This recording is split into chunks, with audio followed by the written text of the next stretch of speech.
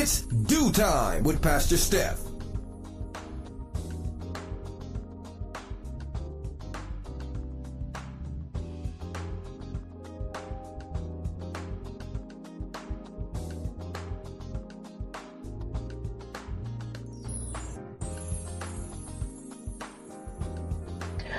Good morning, and good morning. Rise and shine. You're on with this Do Time with Pastor Steph.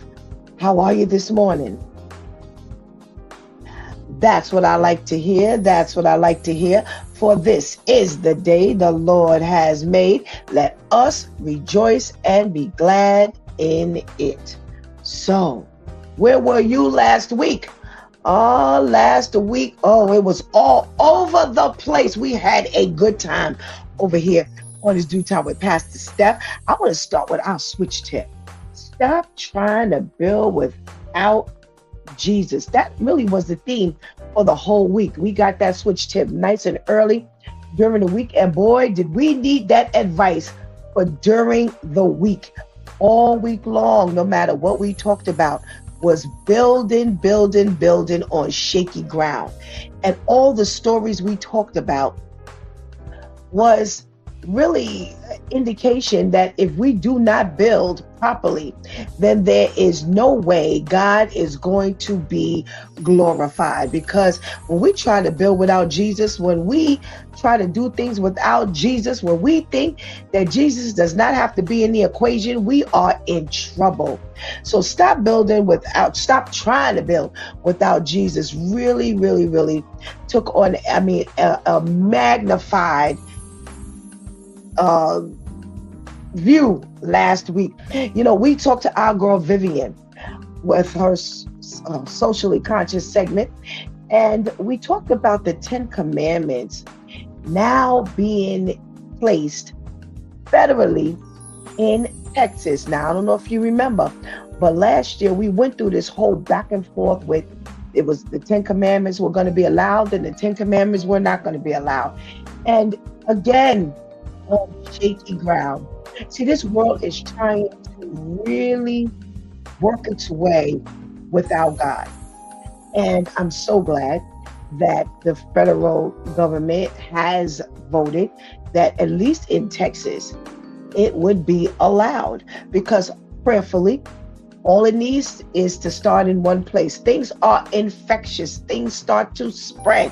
So once we have it in one place, and somebody else sees that, oh yeah, wait a minute, I want that too, then we'll start seeing the 10 commandments hung up in schools all over the place. And coming off of, just last week where we talked about the 8 children that were killed in their sleep, talking about the young girl who was abducted and raped on her way home from school. We talked about little Jaden Pierre, 15 years old, who was just brutalized and murdered right there in the park where he was, known to frequent, just being a kid, just going for supposedly a water balloon fight. And there's a war on our children. And that's why it's so important that the commandments are in the schools, because if we start embedding the commandments in the minds and the hearts of our children, then we'll begin to teach them a little something. We'll begin to teach them something about prayer. We'll begin to teach them something about how to treat one another. Because if you think about it, part of the commandments are, it starts off with how we treat God. And then it takes a little turn as to how we treat one another. So if we teach our children from young how to treat one another, then already we got to jump on the game. We have been told to train up the child in the way he should go. So putting the commandments in the school is the way he should go, because remember, if it's there and they have to repeat it or they're constantly reading it, it gets embedded in their minds. So right now, that needs to be the goal. What are we doing with our children? Because leaving it up to the adults is really not something that we can really rely on. We're going to have to teach our children how to pray for themselves because they're being preyed upon. Preyed. We really have to teach them to keep those senses and those antennas up. You know, there's nothing, sometimes you get caught off guard, even as adults, and there's nothing you can do about it. But if we can teach our children to pay attention, to be on alert, to stay on guard, then we'll have less to worry about. Okay? Well, last night we were on for a segment of Let's Talk About Resilient Living, along with our Word Prayer Project. And we talked about being stretched. Oh my goodness gracious. As adults, we war against God stretching us, against God, preparing us for higher heights. There's no reason why God wants to stretch you if there's nothing for you. Oh, did I just say that? Oh my goodness. As Pastor KL would say, that's good. That's good. That's good right there. There's no reason why God would need to stretch us if there were no plans for our life. And if he wasn't taking us to higher heights, there's no way in the world that we need to be resisting. There's no way in the world we need to be fighting God. Why are we fighting God for what he wants to do for us? What sense does that make? Somebody help me, because that does not make any sense whatsoever. So when God is trying to stretch you, say thank you. Say thank you, God. I know this is a little uncomfortable. I know that let's be frank. We don't even deserve the stretching. If God really dealt with us according to our iniquities, we haven't proven that we are worthy of being elevated. That's by the mercy and grace of God that we are elevated. So now he's trying to elevate me, and now I'm trying to resist. I'm pulling away. I'm fussing and fighting because I can't deal with the little uncomfortability. Oh no. So go back and listen to last night's episode of Let's Talk About Resilient Living and the Word Prayer Project. You just might learn something. And if we touch and agree, we'll be able to push God's kingdom into a new way of thinking, a new way of living. All right? All right. Well, today we are shaking the Monday morning blues all over again. And this is the last Monday in April. Time is flying by. We just came into 2026 and already we're going out of the month of April. So let's get this party started. Go ahead and get that healthy breakfast. Go ahead and tell somebody, anybody, everybody that it's due time with Pastor Steph is on. And whatever you do, don't go anywhere because we will be right back.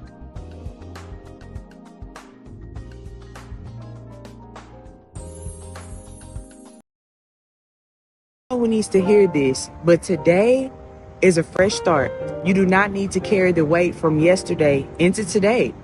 Breathe, reset, refocus, and remember who you are. You are not behind. You are exactly where you're supposed to be.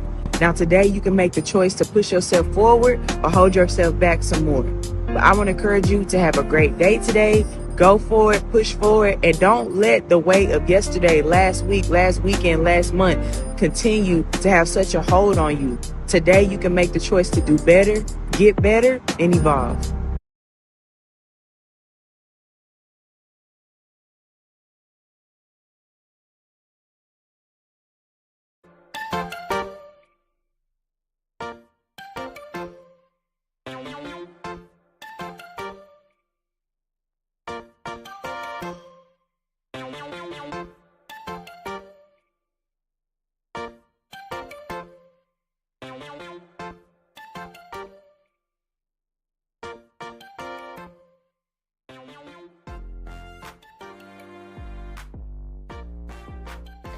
Good morning, and good morning again. Welcome back to It's Due Time with Pastor Steph. And we are shaking the Monday morning blues. I want to put a stamp on that PSA, but I want to say that, it's nice to believe that we are where we're supposed to be. but not necessarily. Make sure you are praying and asking God if you are where you're supposed to be. Okay. Other than that, I'm loving that PSA, but I want to just make sure that we don't get settled in to what we believe is the right thing. We want to make sure we're always consulting with God to ensure we are where we're supposed to be. Because we just got finished talking about last night about the stretching. And a lot of times we're resisting the stretching. So therefore, there's no way in the world we are where we're supposed to be if we're resisting the stretching. All right. So let's just make sure. Other than that, I love what she said. Leave yesterday behind. Listen, we got to move forward. Give God thanks for what He has done for our lives today. Remember, brand new mercies every single time we wake up. Let's leave that behind us and come on, fight. Keep on fighting and press toward the perfect mark of Jesus Christ. All right? All right. Well, listen, you know what time it is. It's say good morning time to everybody in the room. If you're in the room, please make sure you say hello to Pastor Steph. Other than that, I don't know you're in the room. So let's say good morning to Your Highness. Good morning, Terrence. Thank you so much for joining us today. We got a check-in from our girl, Ketty. Hey, Ketty girl. Thank you so much for checking in and hanging out with us today. We got a check-in from our lady, Tamika. Good morning, Tamika. Thank you so much for joining us. Can't wait till you're on this side of the fence. And we got to check it from Miss Grace. Hey, Miss Grace, good morning. How are you? So wonderful to see you. Hope you're doing well, and we pray you have a blessed day. Wow, you know what time it is on a Monday morning after we say good morning. We got our health tips. And, today is not so much of a healthy thing necessarily, but we're coming across a nice little topic this morning, and they say that these particular things are disappearing because millennials won't use them anymore. They won't pay for these things anymore.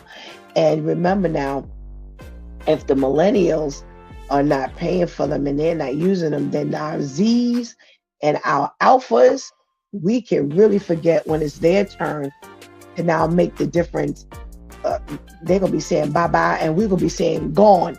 I don't know what's on this list, but let's find out. All right. They say cereal has become an inconvenience. Remember years ago we used to eat cereal, y'all, and watch the cartoons or read the back of the box? They not doing that no more.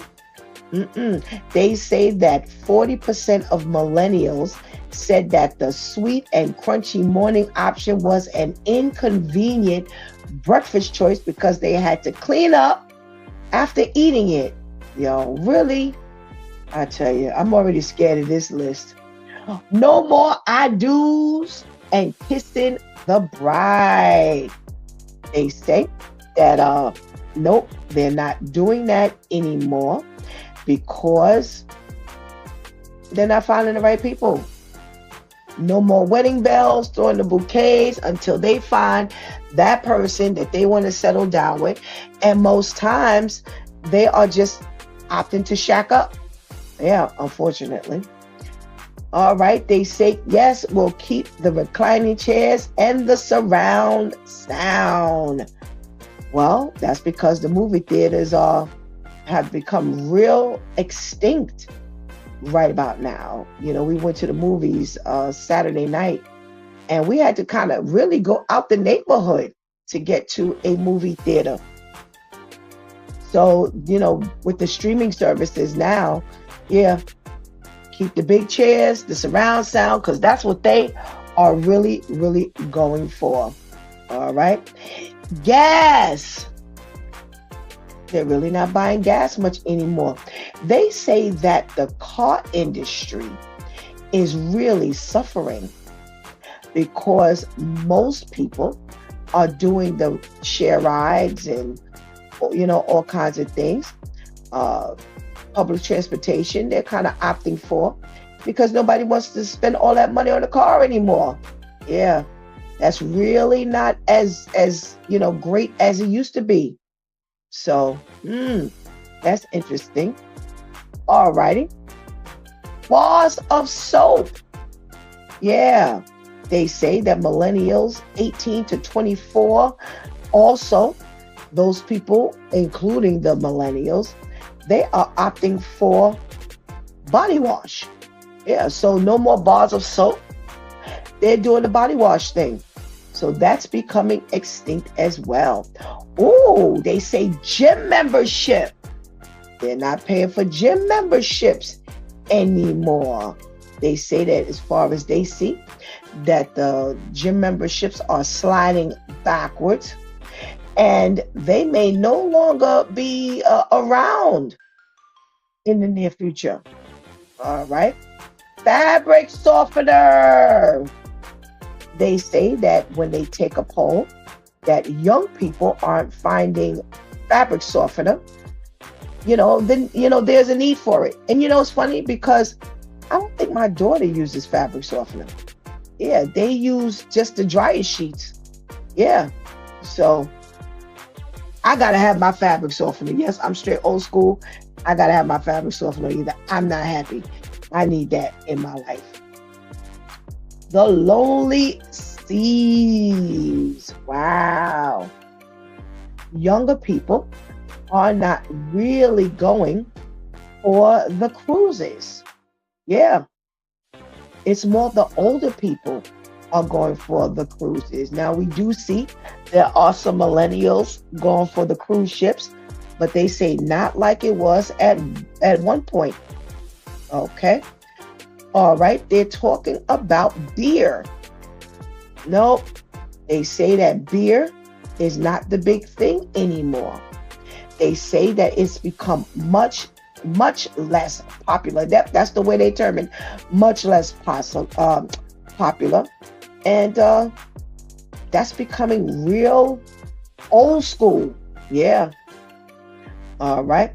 Nobody is doing the cable anymore. They really have relied on streaming. So with Hulu and Netflix, Amazon Prime, HBO, yeah, they're eating up and snatching up cable. Plus, cable is overpriced anyway.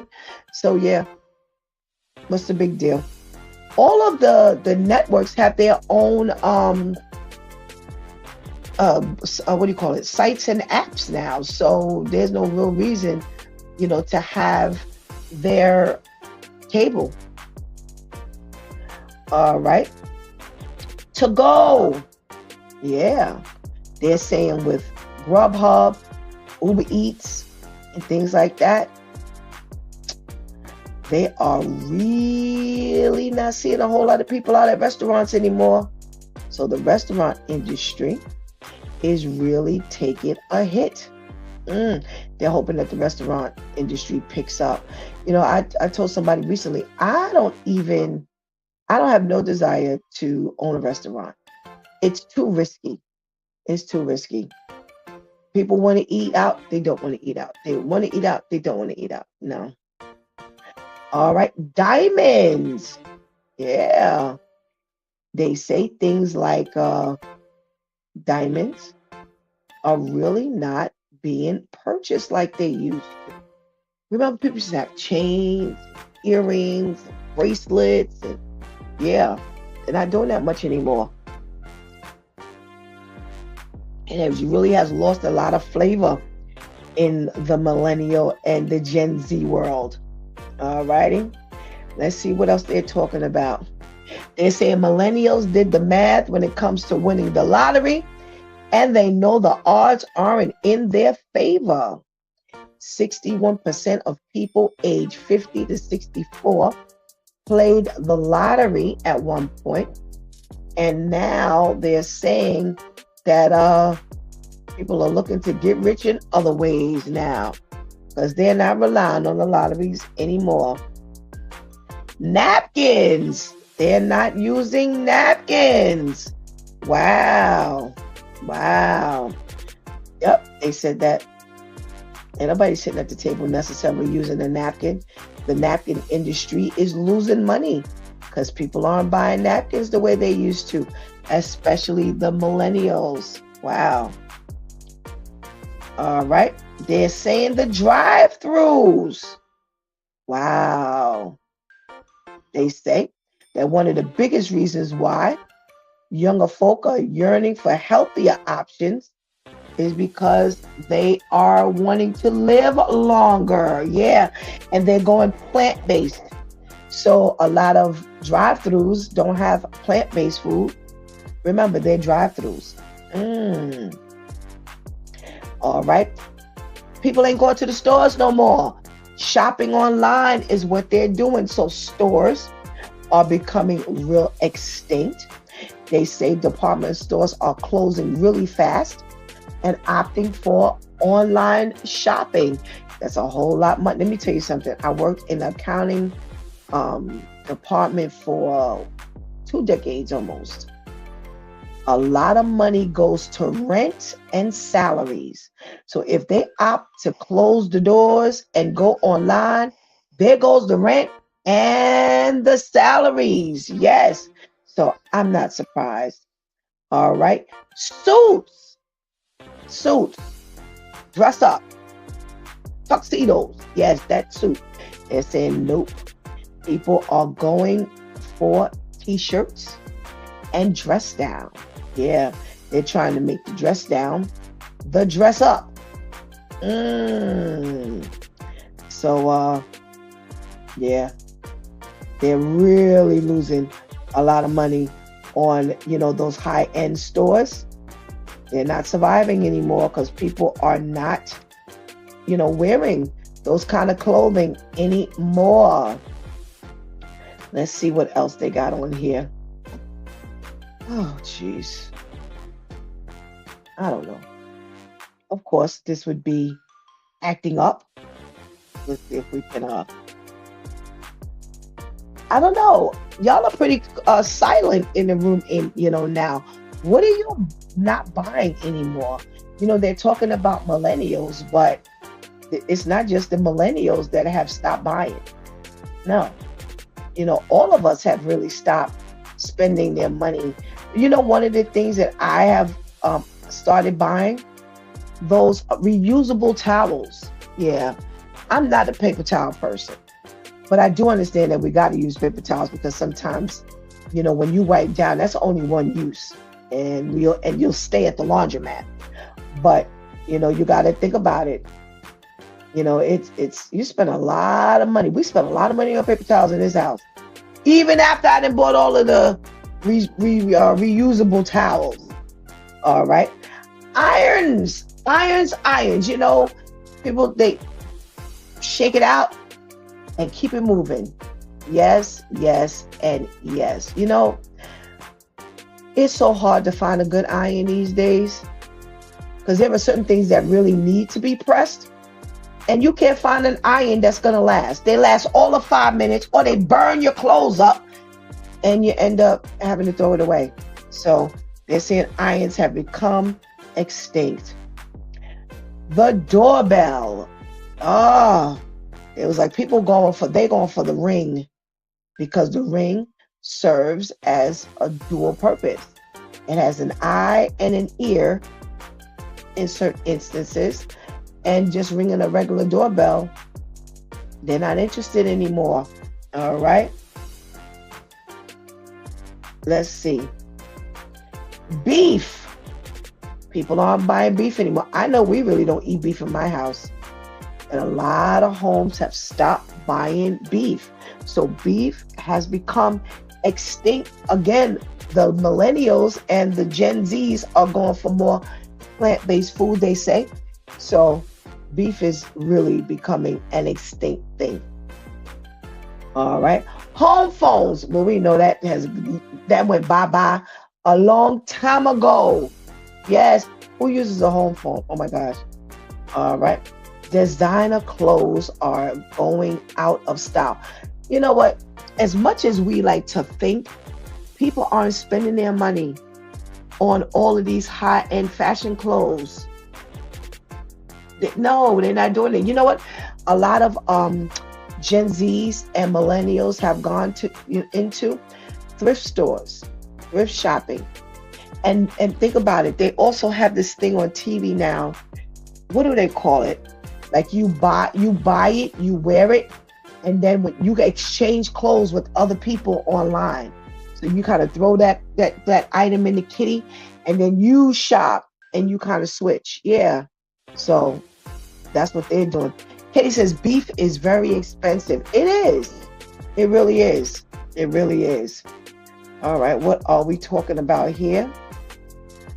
Paying mortgage. People are not buying homes as much anymore. Listen, forget about people not buying homes anymore. People can't afford homes anymore. Forget about it. That is something that you can't even afford. Oh my goodness gracious. People are not trusting the stock markets the way they used to. Well, that's a good thing anyway. You're gambling with your money. All right. Bulk groceries. Certain things they say are not being purchased in bulk the way they used to anymore. As much as we see people in those lines,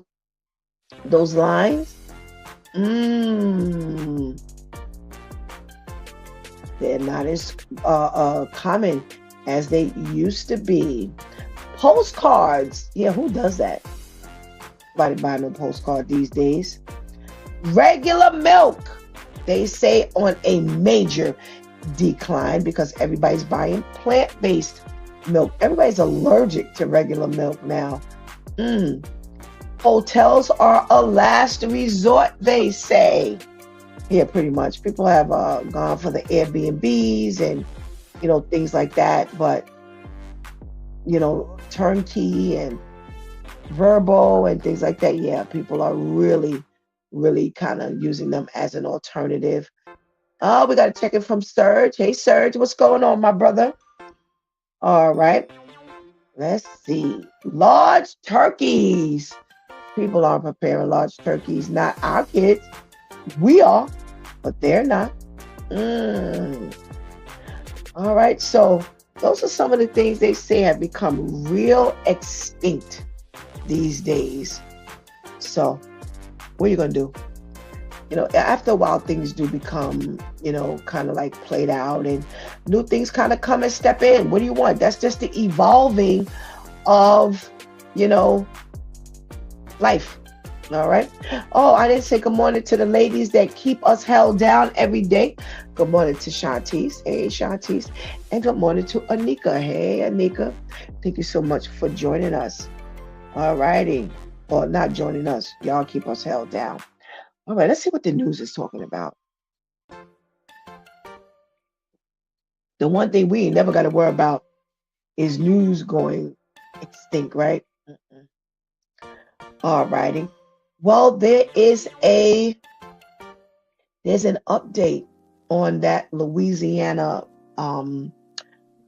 those Louisiana moms from last week where all their children are dead because the man that they shared and had children with killed them all. Yeah. So check this out. Now, Christina Snow, remember, he shot the girlfriend in the face and he shot the wife in the face. Yeah, that was confirmed because I thought I remember them saying that he shot both women in the face. So I don't know what his goal was. Instead of shooting them in the head, he shot them in the face, both of them. Well, Christina Snow is the one who was the girlfriend of Shamar Elkins, and she had 3 children with him. And her family is saying that she is suffering from a lodged bullet in her face. They have not taken the bullet out of face. She's suffering from memory loss and a sense of deep grief. So they're saying that they still have not gotten heads or tails as to what really happened with this guy. But what they are saying is that Christina Snow had 3 children with Shamar Elkins, 11-year-old Soraya, 6-year-old Kadarion, and 5-year-old Braylon. And they say at around 6 a.m., she called 911 and said that her boyfriend had shot her and taken their 3 children out of the home. Now, they say that her house was only a couple of blocks away from Shaniqua Pugh, which is the wife to this guy, Shamar Elkins. They were legally married at the time of the shooting, and they were due in court that next day. So this took place, I believe, on Sunday, and they were due in court on Monday regarding separation. Yes. So they say they don't really know whether the 2 women knew one another or really were aware. Let me tell you something. This must be the people on the other side of the fence writing this article, because let me tell you something about black women. They know about the other chick. Trust me when I tell you. This man had 3 kids with Christina Snow. Oh, you better believe Shaniqua Pugh, the wife, knew about this thing. And they're a couple of blocks away? Nah.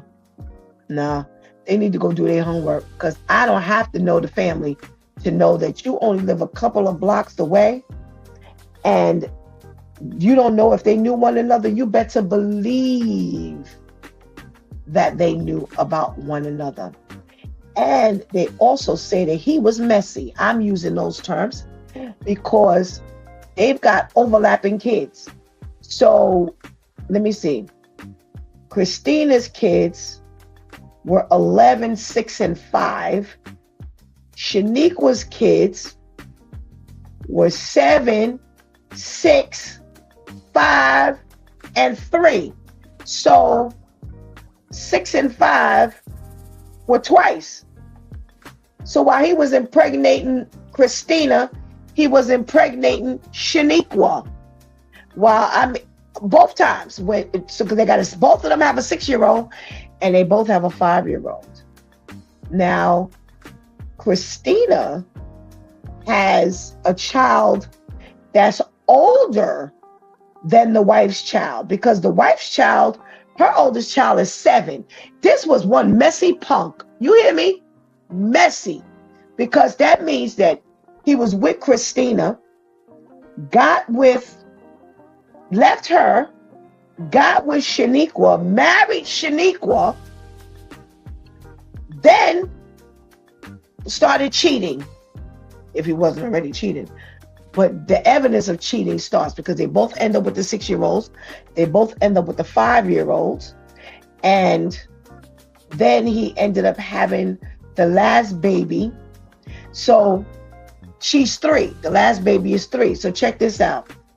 Shaniqua, the wife, has Layla, 7, Kayla, 6, Shayla, 5, and Jayla, 3. Tamika, where you at?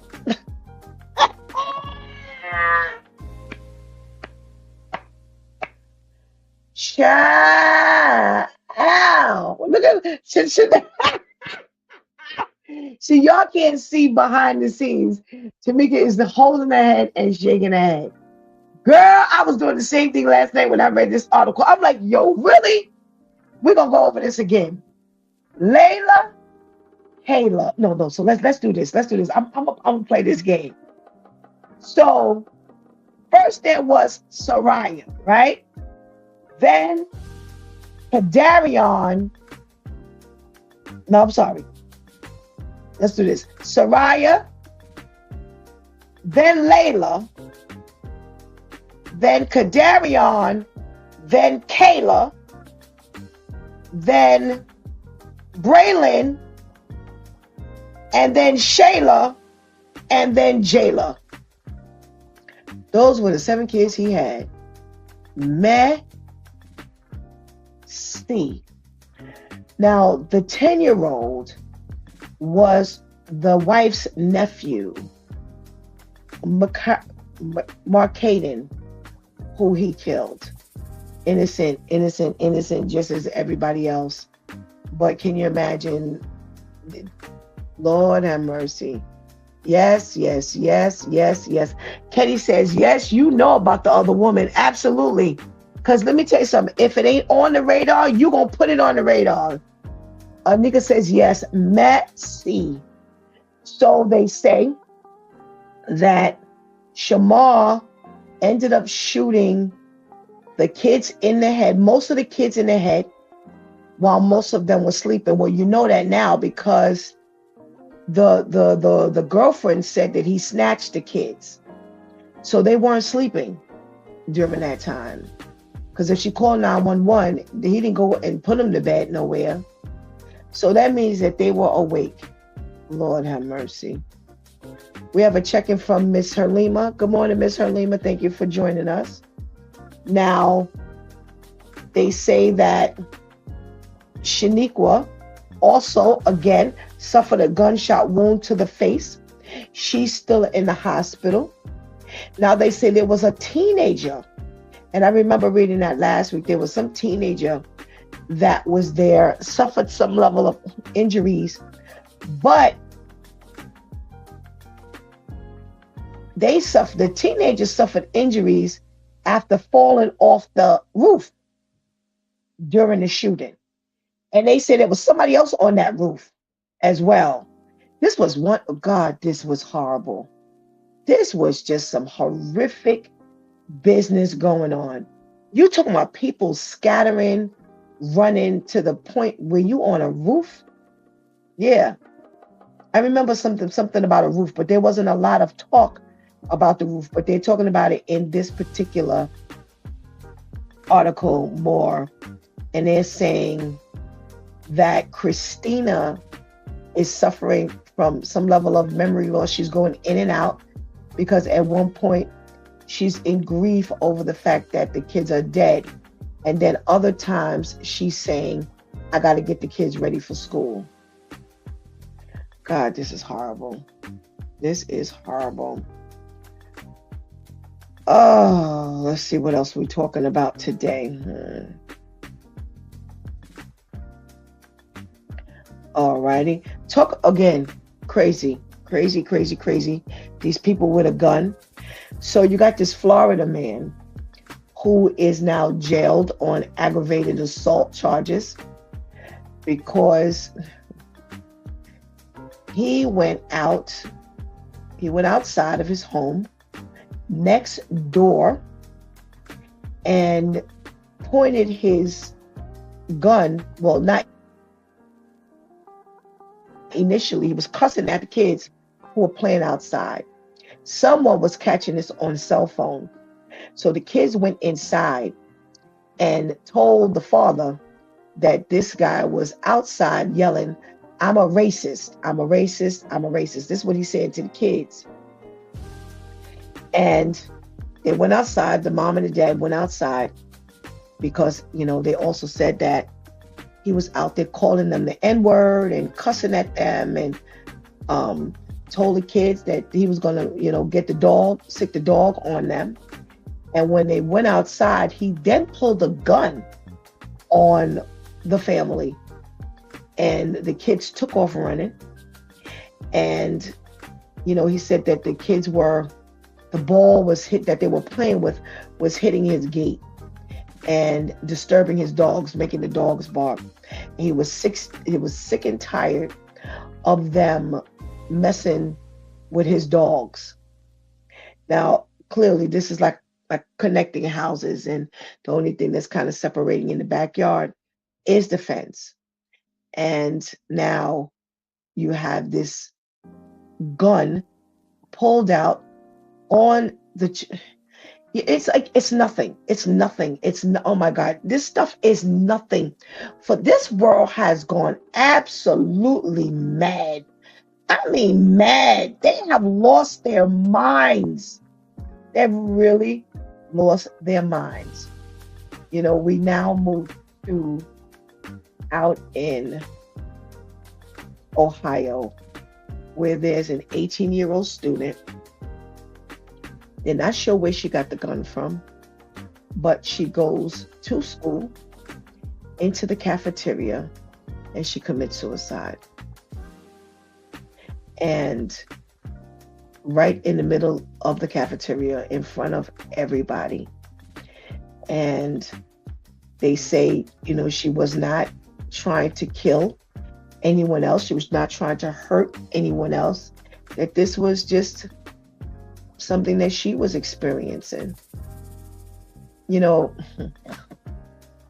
I keep saying that, we have this conference coming up, and all of these things are some of the awarenesses that we are bringing to light. We're walking for. We're praying about. It's a prayer and awareness walk, and one of the awarenesses is suicide. Another awareness is mental illness, which is what this Shamar Elkins could have been suffering with. He had to go through some mental illness, some mental breakdown. If he's doing all of this to people, his whole family, some break somewhere mentally, domestic violence. This was not the first time. I'm sure it's not the first time. Gun violence. So this is 4 awarenesses in just 3 stories: suicide, mental illness, gun violence, and domestic violence. Ketty says you can buy or get guns like it's a bag of chips. It's true. Everybody and their mama, they got a gun, and they don't know where this young lady got the gun from. Well, clearly she must have got it from home. She must have gotten it from home. Oh my goodness gracious. Let me see if I got at least one more story to talk about today. This iPad has a mind of its own. And let me see. Well, I don't want to talk about that one. Let's see if we can pull up this one here. That's boring. Where my girl Tamika at? Let's talk to Tamika. Good morning. Monday morning. How are you today? I am well, thank you. I am well, Tamika. How are you? I am doing well. Good. Well, I want to go back a little bit to our little trivia. And they talked about things that the millennials aren't paying for anymore and either have become extinct or are extinct. Or going into extinction. Is there something that you used to buy or you used to do, used to pay for that you no longer pay for? I don't really go to the movies. I can't really tell you the last time that I've been to the movies, because it's so easy to stream. You get access to something, and you don't have to worry about somebody laughing. One of the things that used to annoy me, you watching a movie and you trying to get in, they laughing for 15 minutes. You going, what did they say? What did they? Right. I don't have to go through that, or you're sitting there comfortably. Excuse me. Yeah. Go. Goodness. You avoid all of that, and the benefit of streaming. Wait, I missed that part. You get the benefit of rewinding it back. I think that with the pandemic, when that transpired and they closed all the movie theaters, it awoke us all up, and it became harder for them to open, because it was like, oh well, you've been closed this long. What difference does it make? Right. You get adjusted. You definitely get adjusted to not having these things any longer in your life. And they've closed all of the movie theaters, in the area. So you have to really travel. And like you said, if I just got to wait 5 extra minutes and it's on my TV, I don't have to go anywhere, then oh well. So, okay, all right. So you drop the movies and you're into the streaming. All right, girl, let's talk about, hold on now. Let's talk about Christina Snow. They say that she's the girlfriend of Shamar Elkins, and they say that they don't know. Let me go back. They say that they found that Christina lived only a couple of blocks, 2 streets away from his wife, Shaniqua. Christina and Shaniqua. Yeah. And they say they are not sure if they knew about one another. Tamika, please answer this question for the reporters. Did Christina and Shaniqua know about one another? They absolutely did. There's absolutely no way you can tell me. There had to be something that he did, something that he said. You live two streets that, really? You know, I'm a walker, and I remember that just recently, the other day, I had to go run an errand, and before I could get down the block, I know Al's car, I know his body, even if he had on a hat or whatever. Wait a minute, what is Al doing over there? You know good and well something ain't right. You told me you were coming home at 6:30. All of a sudden, I don't see. There had to be some days. You can't tell me that he didn't spend nights over between the girlfriend and the wife. They knew. They were sharing. You know, they were sharing, and something happened to make him snap. He shot them both in the face. Yep. Both in the face. Yep. You know, they knew. You know, especially when I'm looking at these children. You know, you got a 6-year-old here and a 6-year-old there. Yeah, one of them got mad with you. You left that house and went to the other house, got her pregnant. Oh, she get on your nerves, so you go back to the wife. Oh, she gets on your nerves, you go back to the girlfriend. You've been doing it for years. Yep. This was his thing. And wait, but check this out. Look at the ages. Mm-hmm. So Christine is the girlfriend, but she has the oldest child. She's got the 11-year-old. Then Shaniqua has a 7-year-old. And they're married. So he then left the girlfriend and went and married Shaniqua, had a kid with her, and then something that jumped off. He didn't walk them 2 blocks and had babies with the both of them who are 6, both of them who are 5, and then landed back with the wife and gave her the 3-year-old. Messy. You know, we're talking about Relationship Monday. Messy, girl. Messy. You couldn't get no messier than this. Let's see what Pastor KL says, whether he feels they know about one another. Good morning, Pastor KL. Good morning, ladies. How y'all doing? All right, thanks. All right. We're about to stretch you right about now. I'm stretched. And it's uncomfortable. I'm stretched. You know when they say when they say you can use anybody, Lord, you can use me. Don't use me, Lord. Don't use me. Oh my gosh!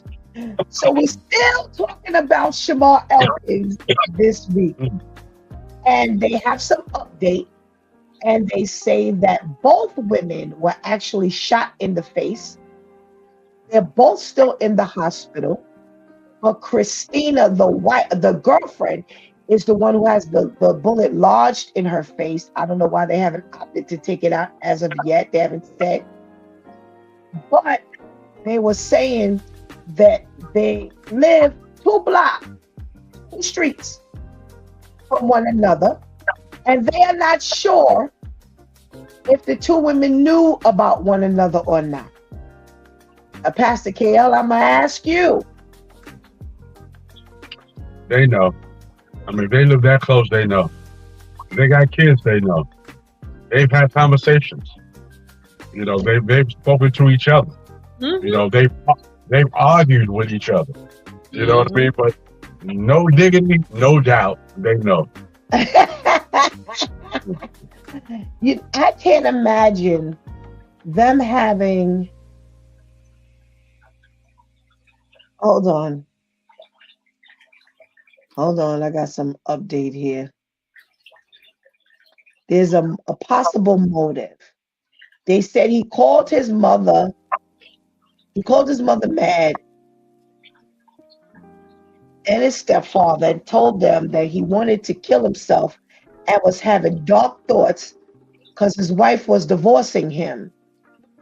And he said everyone doesn't come back from their demons.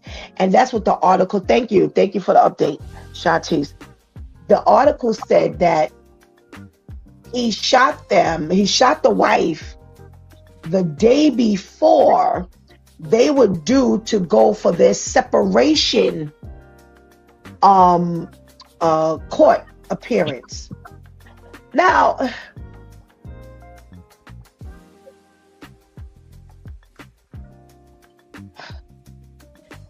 I'm your wife. I have a baby, 2 babies, the same age as your other 2 babies.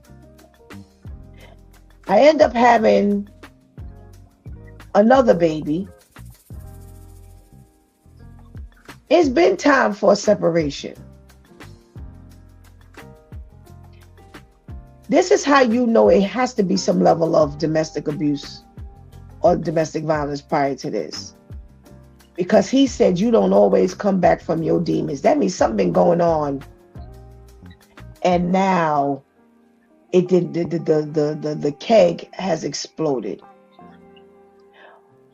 You gotta be sick in the head to be upset that you've been running within the 2 blocks of one another, of these 2 women, but somebody want to leave. Tamika, help me understand, because I'm trying to get this here. This is some mental illness at its finest. You not too smart at all. You couldn't even go to another county. Okay. State, maybe even another country. People do it. Not that I'm saying that that's a good thing, but I'm saying 2 blocks. I get it. You got to keep your eye on your investment. But my thing is, you've been going back and forth, and then my thing is, between the 2, you ever heard these situations where I'm dating you, I'm married to you, and he was at my house last night, and like I said, these 2 are having conversations, and I'm going, but you either way, you're still being used. He's not 100%. Okay, fine. I got the wedding band, but he just spent the night with the girlfriend. Yep. The wife and the girlfriend, neither one of y'all. So he was with the girlfriend for a period of time. Obviously, she must have annoyed him to the degree that he got with this one 2 blocks away, married her, and then when she got on his nerves, he went back to the girl. Please. Yep. That's exactly what happened to me. With all the back and forth, he was being stretched, not in a good way, and the rubber band popped when he started shooting people. Great. Yep. Pastor KL, she should have been left your butt. They both should have been left. Absolutely. Right. So apparently, he's in the pharmaceutical business, and he's bringing home a lot of money. And both of them can't take the chance of losing anything that's coming in. He's able to maintain both of them. But quiet as kept, they talk about the wife, but they both tired now. And now it's a Malcolm X and a Martin Luther King situation where they both coming together. And they saying, listen, this is it. Now the only reason they could talk about the wife is because it is the wife. And they had the wife procedures to go down to court. But both of them have come to the agreement that this is it. That's why he shot everybody. Because y'all both gonna leave me? Let's see how you feel. Yep. And that's what I thought about. Because I'm like, he's not, listen, you've been running between the 2 of these women for the longest, right? At least 11 years. You've been running between the 2 of them. So, because the wife said she's going to divorce you, that ain't got nothing to do with the girlfriend. You always been going back and forth to the girlfriend. Just go back to the girlfriend. That's how I believe what you said, Pastor KL, that she tired too. And she done told you that she's tired. And probably what happened was you've been with the wife last. You were with her last because the girlfriend had told you she was tired a while ago because the last baby is with the wife. And now you know you can't go back to the girlfriend. And that's why you killed her, attempted to kill her. But can you imagine? I'm sorry, go ahead. No, go ahead. No, I'm just saying, 11 years you've been hearing from the wife, I'm gonna leave the girlfriend. We breaking over. Yep. And then for the girlfriend to hear, well, I'm just waiting. Here goes this I'm just waiting for the opportunity to divorce this for 11 years. Yep. That's over a decade. Yep. You're hearing the same foolishness over and over. Mm-hmm. Over and over and over again. And that's why I say, you know what? I agree. Everybody was tired. Everybody is tired. You done heard everybody's tired. You know everybody's tired, and you have no other place to go. Now, you said that you can't get rid of your demons, or your demons come back to haunt you. Oh, this is something that you've been hearing as a girlfriend and as a wife. You've been seeing as a girlfriend and a wife. I'm looking up something here, and when is it time for you to go? That's my question. When is it time to walk away from the relationship? And we were gonna talk about these relationship things anyway, but know when it's time. Know when it's time. One of the things, when there's no trust between you. And let's keep it to this particular scenario. Now, you can't trust him, because what is he going to do, Tamika, when we get into an argument? Going over there to the other woman. But it's just common sense. You done seen this. This is cyclical for you, and if you're doing that, you're lying to me. You're stealing from me, because our finances are not our finances as a married couple, because that money got to go to the other family. You're not just thinking, this is set for Cynthia and this one is for Shaniqua. No, it's community funds. So you lying to me, you stealing from me, you're taking time from me. There's so many things that we as a couple, whether you're wife or girlfriend, supposed to have. Well, I would honor the wife, not necessarily the girlfriend, because that's the way it's supposed to be. But you got stone scoop. You just throwing everything in there. You got succotash. That's what you're doing. Absolutely. Pastor KL, they say it's time to leave when there is no trust. And clearly here, we missing some trust factor. Well, first, let me say that I'm appalled and I'm offended that this is on our side, because this is something that Sarah and Becky do.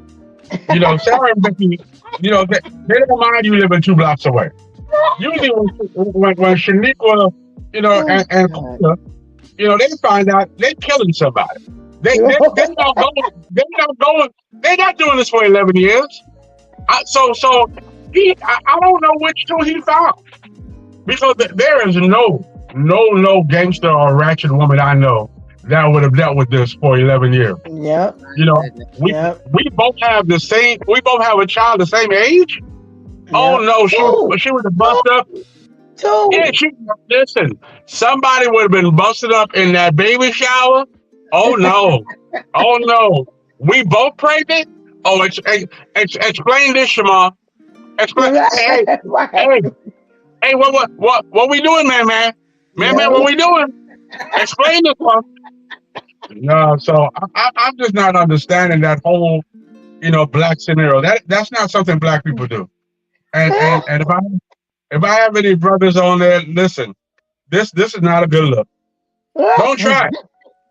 Because today's women, oh baby, don't try it. Don't try it. No. You be the one shot in the face. Yeah. It's true. This is an exceptional situation. That's why I was reading it all, because I'm like, I can't believe this is us doing this here. Because generally, I agree. Listen, when the shooting took place, when the article came out, it would have been woman against woman. Not saying that would have been right, but that's how we go down. We forget the middleman, the one who didn't cause all the problem. We fighting one another. Exactly. Somebody just showed up at the school. Y'all live 2 blocks away. They go to the same school. Oh, that's a mess. It's a messy. If y'all live 2 blocks away, you're both going to PS 68. Come on now.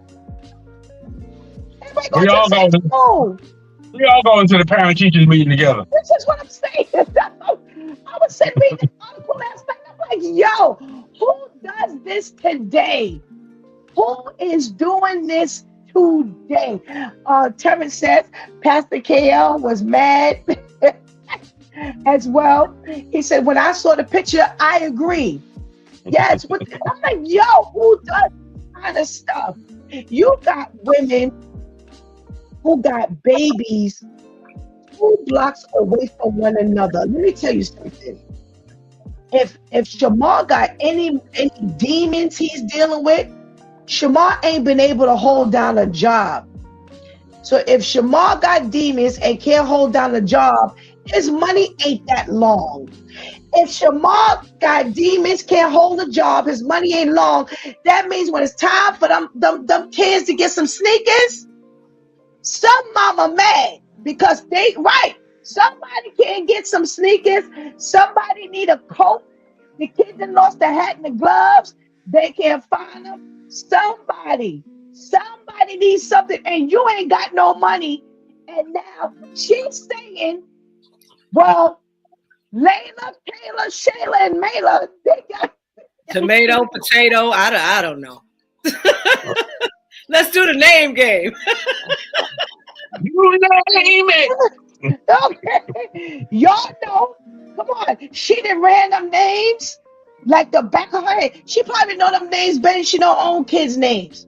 She done told you that. Wait, let me get this right. Let me tell you. She done told you that Kayla, Shayla, Layla, and Jayla got sneakers, but Soraya, Kadarion, or Braylon don't.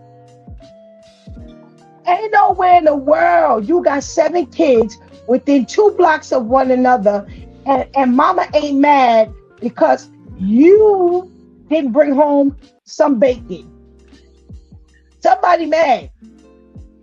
And that's what I'm saying to myself. I said, no, there's no trust here. You broke that trust years ago when I was the one you were with. And when I looked over, you done went over there and made a baby. And now you married her. You didn't marry me who got the kid. You married her. And then proceeded to have kids. And I'm going to show, come on, y'all. How we play this game?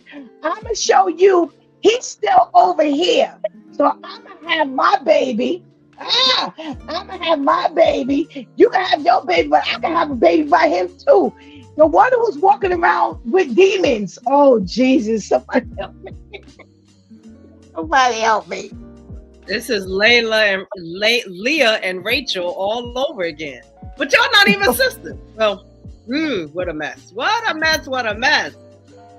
Now, catch the attitude of this woman that Pastor Steph just interpreted. They lay down with demons, and they talk about the transferring of spirits. Right. So now you acting crazy because the demon that you laid down with has now attached to you. Mm-hmm. That's right. You know what? That's right. I said I wasn't going to preach today. Go ahead. Here's the thing. You didn't allow yourself to heal from either one.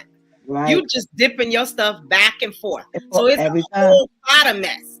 A whole pot. And you just keep putting more and more mess back and forth because you haven't allowed yourself to heal, and or cleanse or whatever. You could have taken that time when you were with that first woman, when you had that first baby, and you realized there was a problem.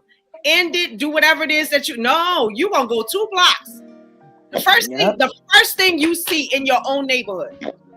Now you got that type of issue. You got children.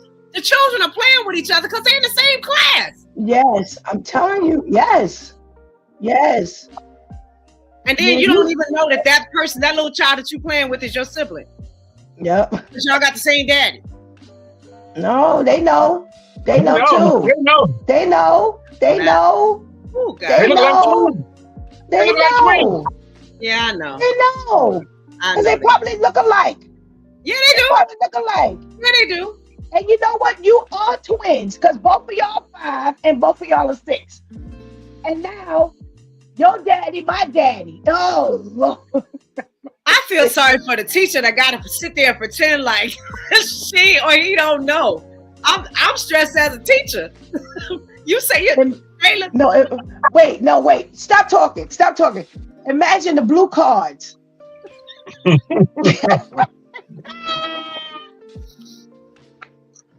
The blue cards, they got mother name and the father name. And you looking at 2 kids who got different mamas with the same father name. And y'all the same age. Right. Okay. Listen, they say you should leave when they do not value you.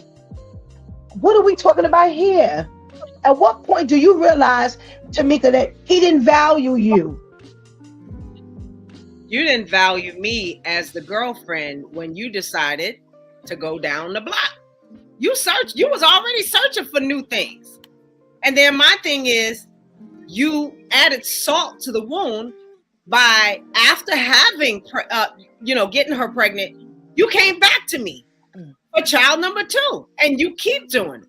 And again, they got fed up, and that's what caused this situation. Because now you realize 11 years later that you weren't valued. That's a long time to realize that there's no value at all. That there's no value. Pastor KL, at what point should she have realized that he didn't value her? Either Christina or Shaniqua. When he stepped out. When he stepped out. So forget about getting somebody pregnant. Once you knew that he stepped out. Listen, 2 blocks down. I mean, you ain't talking about Brooklyn and Queens. You're talking about 2 blocks down. Yep. You knew this before she got pregnant. You know what I mean? You knew either she was an ex or you thought she was an ex that still wanted him. I mean, all the signs were there. You get into an argument and all of a sudden, conveniently, he got someplace to go. He can stay somewhere. Right. He don't have to come home. Conveniently, all the time. Yep. So anytime he did not want to come to a conclusion of this argument and he left, he didn't value you. He didn't value your feelings. He didn't value what you were going through. So at the point he showed you himself, you should have left him. And I'm thinking about conversations or things. He's not with you because you're pregnant, because he's over there with the other one who's pregnant. So there were days when I we're going to go to this Lamaze class. Nah, I got something else I got to do. You already know what he got to do. At the same time. Lord have mercy. We laugh, but you really think about this thing. When it's time for me to leave when he doesn't value me. So let's talk about Christina, who had the child. 4 years later, he has a child with Shaniqua up the block. He marries Shaniqua. He then comes back to me. I take him back because I think it's over with him and Shaniqua. And I have a baby with him again. But when I look up, Shaniqua is having a baby too. How do I go past that point? What else do you need to say to me that you don't value me? when I had a child with you, you leave me, you go have another relationship and you get married. For me, we done. That's it. But now you come back and I allow you to come back and I give you a second child because I think you're with me. And then when I look up and look over, yes, 2 blocks down, she's having a baby at the same time I'm having a baby. So now both of y'all have 2 kids. And both of your second children are the same age as the other woman. At what point do I say he doesn't value me? At what point? Or maybe I need to leave when I realize the relationship has become toxic. At what point, Tamika, do I realize that the relationship is toxic? It was toxic already before the second child. It was toxic. There had to be signs, something, that was done. You already lying. You're looking at, okay, so as the girlfriend, because I came first, you've been looking at that girl 2 blocks down the block, two things down the block. There were signs. You don't go down that block. We don't even turn down that block. You rather go past that block. We in the car. You going past that block because oh, I don't want to go down that block. There are things that you're doing. You shucking, you driving. I'm asking you how your day. You coming in late. How do you have a whole wedding? A whole wedding that takes time. That's because you're used to coming over here for a while. In the time frame where she had the first baby, okay, great. Now you get into the time where you're not coming home. It's toxic already. We are arguing. That's the whole purpose for you going someplace else. You had to find out someplace to lay your head. It was already toxic at that point. But now there's this other relationship and other children, and it gets worse. It's not. It can only get worse. It's a little small snowball that started at the top of the block. And now it's down here. And now you're talking about you can't rid of the demons. No, you created this mess. Now it's in your face, and this is how you solve it. But the thing about it is, you forget that after you die, there's still something else. You ain't done yet. Lord have mercy. We got a comment. They had to know about each other, seeing each other at the supermarket, the laundry, the gas station, the kids' school. They had to see him coming out of the other's house at some point. What did they do? Wave at one another? How come neither woman thought to protect themselves against future pregnancies? And that's why I'm calling out these ages, because my thing is you just letting it off everywhere. That's why I said you done went from 11, you done went over there and you done made somebody, and they now 7. And now you done came back. That means that it's fine. That's why I said go back. That's why I said she didn't say, what's her name? Christina didn't say, oh, you might be married to him, but I still got him because he got kids with me too. That's what when we think of preventing pregnancy, these stupid girls are thinking revenge. They're thinking this is how I'm gonna show who I am. That's the stupid mentality of these girls. Because that's exactly what happened. Because when you went back to the wife, you know what she said? She said, well, he might be sleeping with you, but he's still here because I got the ring. He's married to me. So my kids are more valuable than your kids because your kids the side kids. See, this is the mentality that they have been going through. That's why ain't nobody covered themselves, because everybody is trying to one up one another. That's the KL. They say you should leave when the relationship has become toxic. At what point did this relationship become toxic? As soon as you said, here's my number. Give me a call sometime. Because listen, so understand. You know, the method of a man is he approaches things to get what he wants. Not so that you can be happy. In the beginning, his start is not making you happy. No, His start is no. his start is getting what he wants. Yes, yes, yes. When it looks easy, why should I leave? Because with these two situations, I'll never be homeless. Yeah. I'll never be hungry. That's right. That's right. I'll never have to pay rent. I'll never have to pay for lights. I'm living free. So while everybody's trying to one up each other, the one that's winning is me. That's right. I'm the one. Right. I'm the one up. Yep. So once you see that everybody else is losing except for him, it's time for you to go. You've already had an emotional. Watch this. An emotional abortion. You've done died to yourself. That now that she's around and she's around, you don't even feel this pain no more. You don't even feel this hurt anymore. You've already aborted yourself. You're just going through the message. Because now you have to push out that which is dead on the inside. Even when the baby dies, you still gotta push. Oh, that's good. That's good. That's good. That's good. That's good.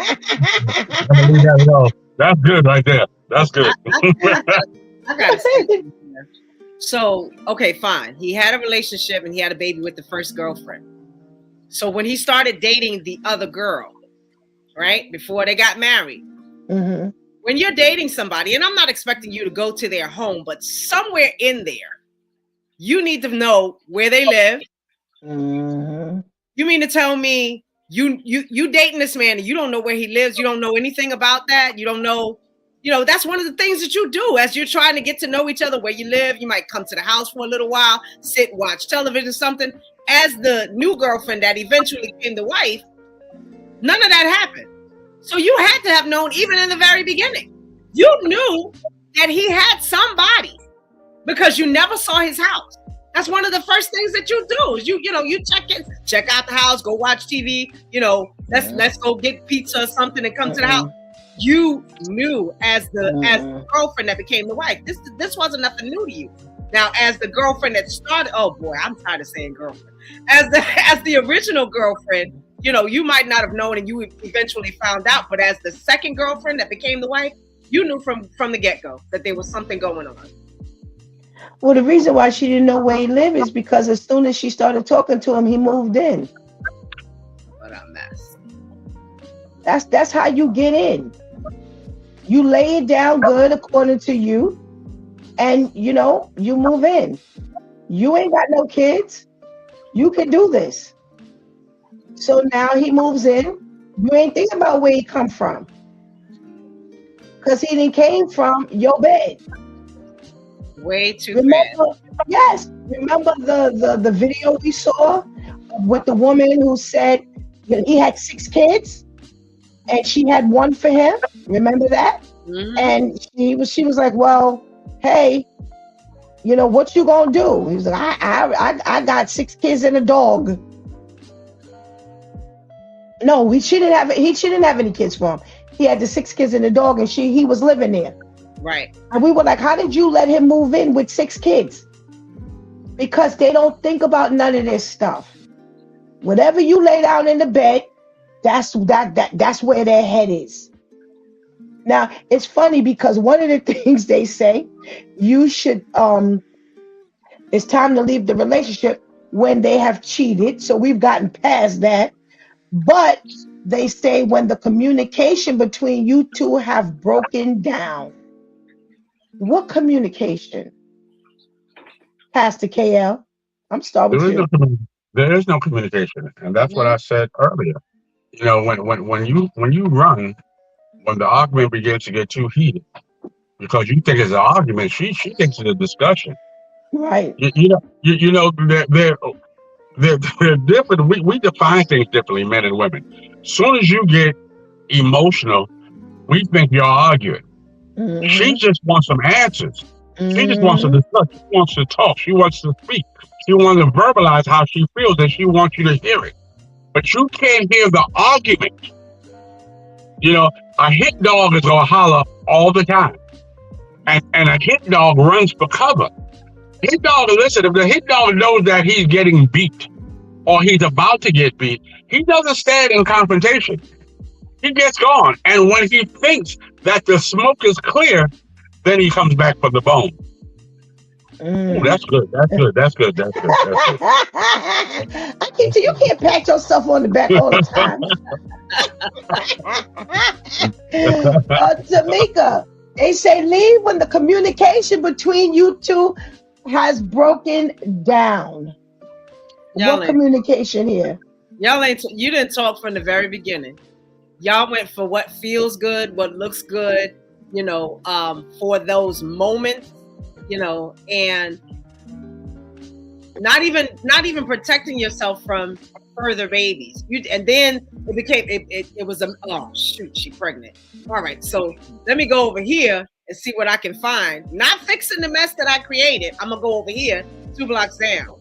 Oh shucks, she pregnant. Let me go over here. You know, so you're not talking. And then when things get stressful or complicated, you try to fix it and code it with sex, because that's supposed to be the medicine to feel good, you know, and you haven't fixed the thing. You just go, you like want to remember that game, the little ball that used to go from one side to the other. That's all you're doing. That's all you're doing. Absolutely. All right. They say you should leave when he or she becomes selfish.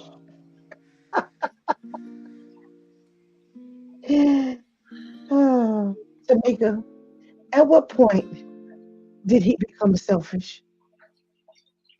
When he started talking to the other girl, automatic from actually from the very beginning, when he started talking to, was Cynthia first or Shaniqua first? Oh, my head. No, okay, wait. It was Christina first. Get the names together, girl. Christina was first, and then Shaniqua came second. Yeah, you were selfish when you started off. You know, you should have stayed. That's one of them ones that need to have stayed with mama and daddy. You know, and then after all the mess that you the mess that you created, now you're trying to talk to mama and daddy and talk about you want to kill yourself. You were a mess from the very beginning. When you started talking to either one of them, you should have just made yourself. God help me, because I'm about to make a mess, a huge mess that only you can fix. And ooh, gosh. At what point did he become selfish, Pastor KL, that she should have seen, either she should have seen that he was selfish? When he kept bouncing back and forth. When he made you an option and not a priority. You became an option. You know, when he says, listen, what you won't do, somebody else will. Yep. He literally had his cake and he ate it too. Yes, he did. Yep. That's what he did. He blew out candles in 2 different locations. Go ahead, say it, Pastor. Say it, Pastor. That's good right there. That's good. That's good right there.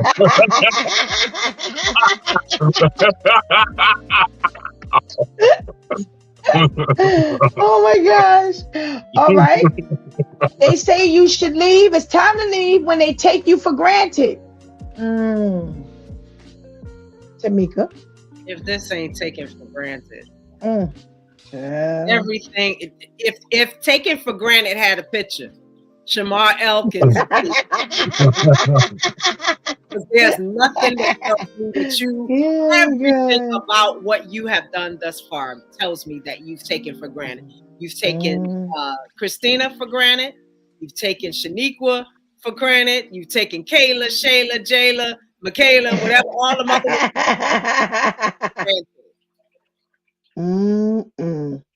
I want to talk about this one. They say it's time for you to leave when you feel your partner is emotionally immature. What was the sign that he was emotionally immature, Tamika? The volleying back and forth. You know, I'm looking at you, you know, and I'm surprised that it didn't get worse than that. You know, and to be honest, the way that we handle things, I'm surprised that one of them didn't show up at the other one's house. You know, cutting up a ruckus. So that like she's only you know the address. You know exactly where she lives. You know where she lives. Yep. You know when she's not home. You know the lights on. And don't tell me that kids got something to do with it, because we done seen so many issues where the children become the end result of all of that. But you have clearly shown it up all the time while you going back and forth, and not even standing your ground on one side. You get tired of this one, you flip it over. You get tired of that one, you flip it over to the other side. Signs all over the place. Pastor KL.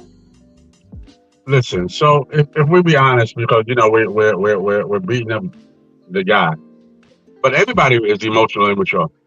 You're right. Everybody. Yep. It's just not him. I keep on saying, my tagline is that you can't change what you allow. You keep allowing this, but you're looking for change. That's not gonna happen. If you keep on seasoning the chicken the same way, it's gonna taste the same way. It ain't gonna get no better. It ain't gonna get no better. So you can't change what you allow. And I can just envision, because now we know it's on our side of the fence, I can envision the arguments. And Shaquita is saying, hey, you know where I live, step up. Come up, you know where I live. So they've gotten to that point where they're that familiar with, you know where I live. If you got a problem, come on. I got him here right now. Come get him. Come get him. Yep. That's what they say. You're right. So everybody's emotionally immature, and the people that have suffered were the children. Just think about before the children died. Yep. What they had to see. The chaos. Yeah. That's what they to visualize. Yep. My mama disrespecting your mama. Well, I mean, my daddy disrespecting your mama, but my daddy stayed with me. He stayed in my house tonight. Well, daddy coming home tomorrow. What kind of nonsense is that? Yeah. And I hate to say this, a part of my thought was, did God put them children out of their misery early? It sounds harsh, but my thought was, when I read that article last night, I said, I wonder if God just said, you know what? I'm just going to end this right now. Pastor Steph, look what you just dropped into. Watch this. God put them out of their misery to get them out of their misery. Right. Yes. Wow. Yes. Wow. Yes. That was my thought. I'm like, this would have been what we don't even know what was going on. And as these children were getting older, the chaos would have just gotten worse. Because now they're going to become rivals. Now they're going to hate one another. Now there's going to be the Hatfields versus the McCoys. Were you raising your hand? Yes, I gotta burn it. Here's the thing: we talking about him being immature. We're talking about the girlfriend and the wife being immature. The parents, his parents, because you knew that he was doing this. Ain't no way that you. So it's down the bloodline.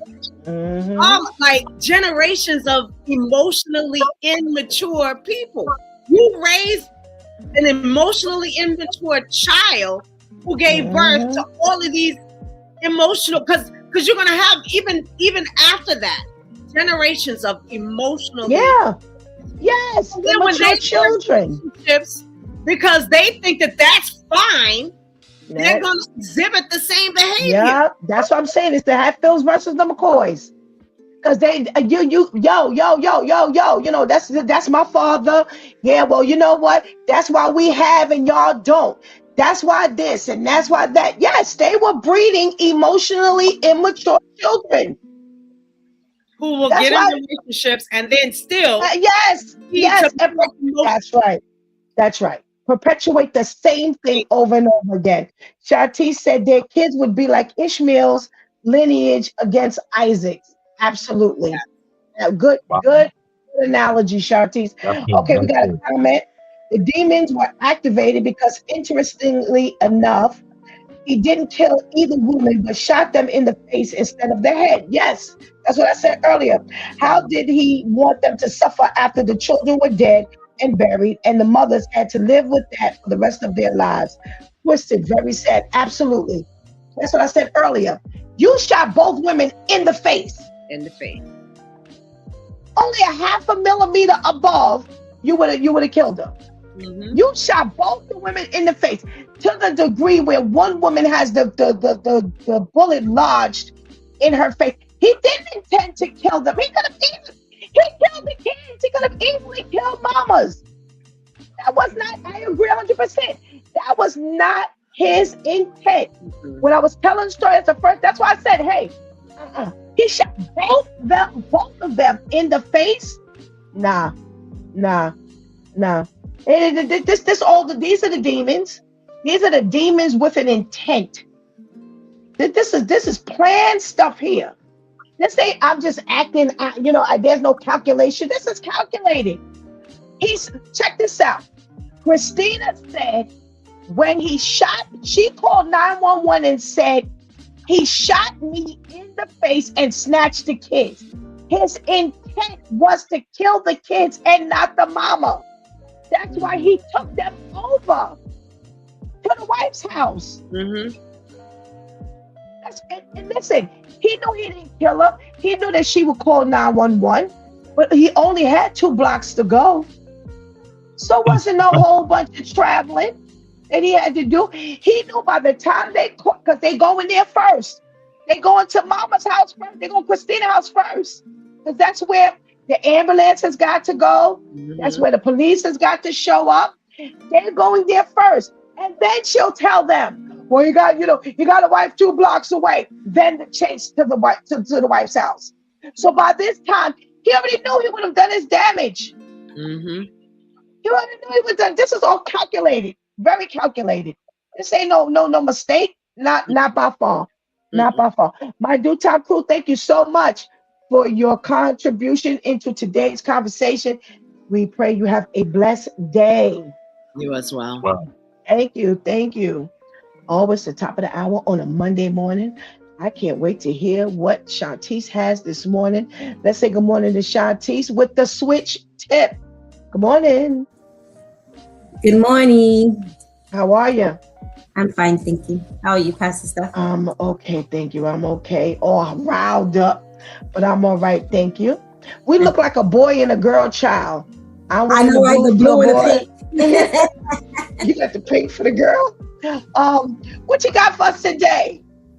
Okay, today we have the switch with Shantice, where we make the switch from the streets to our godly seat, and we are up to switch tip 249 this week, and it is, I had to feed off of the relationship topic this morning. Don't enable the toxicity. And I kept tapping into God, like, all right, God, what's the switch tip for today? And nothing was coming to mind, but the more I was listening to the conversation with Pastor Steph and Pastor KL and Tamika, I'm like, yeah, this toxicity thing is real on many levels. And of course, something that God has had to deal with me personally in regards to. Of course, we're going to dive into the definition of toxic before we go into the full switch tip. Poisonous, sinful, and destructive, resulting in spiritual, emotional, or physical harm. Scripture categorizes toxicity with the behaviors through selfish pride, through manipulation, through constant discord, and a lack of self-control.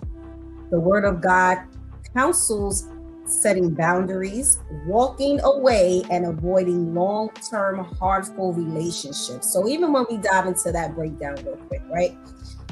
Poisonous, sinful, and destructive, resulted in spiritual, emotional, or physical harm. We know that any and everyone that is on the outside of God is hazardous to our health in all forms, on all levels. God's word categorizes this as selfish pride, which is one of the 7 deadly sins, the main sin that took Lucifer, the devil, down.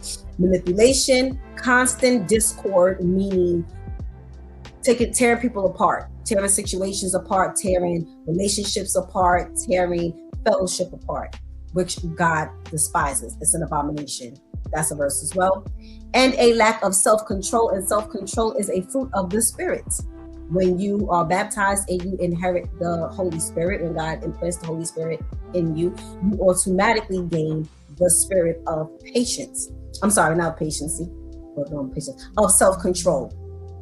We must set boundaries. We must learn to walk away. We must make sure that we are avoiding long-term, because despite what we think, this is not just some short-term stupidity that we're going to deal with. We're going to deal with these things a long time, if not forever, never. Amen. Especially when we do not repent and be honest with God and turn from our wicked ways so that he will heal our land. Our land is not just where we are physically. Our mind is our land. Our heart is our land. Our soul is our land. The way we think, the way we desire, all of that is our land.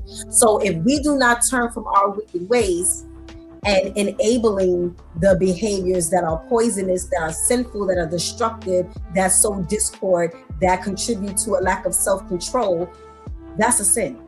Okay, so when we contribute to those things, God will not heal the way we think. And we've been referring back to Romans 1, verses 18 through 33 a lot, which is God will turn you over to your own mind when you turn away from him, when you ignore him. So you either let him heal your land, or he turns you over to your own mind. And the conversation, the story that they were just referring to is a clear descriptive of when you tell God, I'm good for you. You claim these demons, you claim these dark thoughts, and you meditate on it long enough for it to become actions. And now you've been turned over to your own mind. All three of them, okay? When you're enabling toxicity, you become one with it. So a lot of times, and people see they don't understand this, you might as well be doing the deeds yourself. Okay, if I'm helping you to be ignorant, if I'm helping you to do things that are sinful according to God, that are unlawful according to the man, I might as well be doing them myself. 1 Corinthians 15:33, do not be deceived. Bad company corrupts good morals. Not for nothing, I kept listening, and again, Pastor Steph said this was a recap. I kept listening to the conversation, kept listening to the recap, thinking on the original, circumstances. And these are situations that a lot of us, if we have not been in them ourselves directly, we've witnessed up close and personal, most of us. And when you don't see the importance of separating yourself from people, and when desperation seeks in, because this had everything to do with desperation. All three of them were desperate. He wants everything, like Pastor K.O. said, he wants to have his cake and eat it too. And these women were clearly on the disgusting level of desperation that I would be willing to put up with you putting me on the back burner for anything, let alone to be reproducing other beings with another woman. Okay, so because I don't see the importance of distancing myself from you, wait, what did the breakdown say? Toxicity, setting boundaries and walking away, I am now becoming one with you more and more and more intensely. And now look at where the quality of my life is. Forget you. Look at how stupid I am now. Okay. Ephesians 5:11, read it in the Amplified Version. Do not participate in the worthless and unproductive deeds of darkness, but instead expose them by exemplifying personal integrity, moral courage, and godly character. I love this verse because ain't nobody smoother than God. He didn't say expose them by standing on the mountaintop and telling their business. I ain't gotta tell you your business. Let me remind you of something. This is why people don't like going to church. This is why people don't like reading the word of God. This is why when you start talking about God, this is why when you start talking about how God is improving you, it makes other people uncomfortable because it puts a mirror up to them. So I don't have to yell and say, oh, so-and-so was doing this, so-and-so was doing that in order to expose you. All I gotta do is tell you what I no longer do. So if one of these women was strong enough to say, you know what? Once upon a time, I was with this for whatever reason, because I've been there. I've been there. Thank God I ain't reproduced nothing, because Jesus.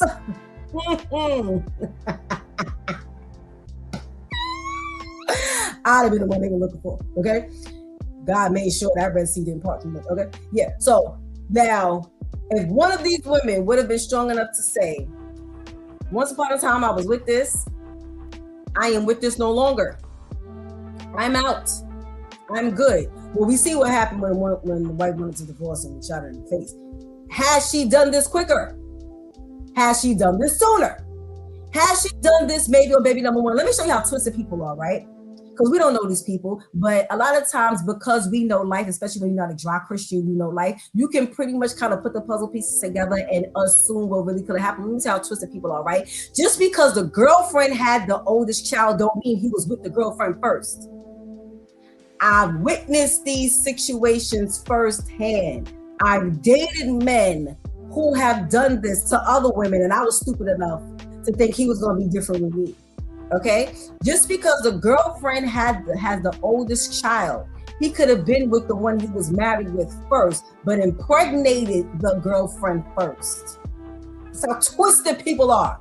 And even with them, the wife, maybe even if she didn't find out immediately, she still could have stayed. And again, like Pastor Steph kept emphasizing, and I witnessed this too, it's this tit for tat thing because, oh, she gonna have her baby, but I'm gonna have her baby too. I know men who have told me this is why they have, on the streets, they call them project twins. When they have the kids who are the same age, but by different women. It's because it's this whole spite thing. And no one's thinking, who is the one who's really getting hurt? The babies. Because the babies didn't choose to be born to ignorant parents, okay? But when you don't learn to walk away from toxicity, you become the toxic one, okay? James 4:17, Amplified Version reads, so any person who knows what is right to do but does not do it, to him it is sin. And there is no way you're going to tell me the light didn't go off in nobody's head at any point. Because there's also a verse that says, there's no temptation known to man that God would not give you a way out. Out of all 7 of these kids, I'm sure there have been multiple outs God has given, not only the women, but the man. To say, you know what? I've already produced 2, 3, 6 children. Let me chill. Let me get a vasectomy. I really need a lobotomy. But let me get a vasectomy. Let me chill. And, you know, let me focus on, wrap my head around how we're all a family now. And now this all falls on me. So now I have the biggest burden. Well, I can't even say that because y'all just agree with this in your own way. But now we have to figure out how we're going to make this family dynamic work, because at the end of the day, it's about these children. No. So this is what happens when we contribute to the poison, contribute to the sin, contribute to the destruction, which then results in harm physically, mentally, emotionally, and spiritually. And unfortunately, these babies were harmed on all levels, in every way. So we have to make sure we're making a conscious decision of making a switch from enabling the toxicity to making sure that we are staying steadfast and hard in God's word, so that we learn how to set boundaries, we learn how to walk away, and we learn how to avoid long-term and harmful situations. Thank you, Pastor Steph. Thank you, Shantice. Don't enable the toxicity. Thank you so much for your contribution and a very practical switch tip. We pray you have a blessed day. Thank you, you too. Thank you. So before she even came up with this, don't enable the toxicity, I had already chosen what I wanted to close on. And I looked down at this article, and it asks, when should I walk away from a toxic relationship? Because our conversation, our relationship topic today was know when it's time to leave. And they gave us several points on when it was time to leave. When should I walk away from a toxic relationship? Staying in a toxic relationship can take a toll on your physical, mental, and emotional health, they say. You may love them deeply, but when a relationship hits rock bottom, feelings of dislike, jealousy, and hate may creep in. Also, when you see no future with them and continue to suffer day in and day out, it is time to take a stand for yourself and part ways with a toxic partner.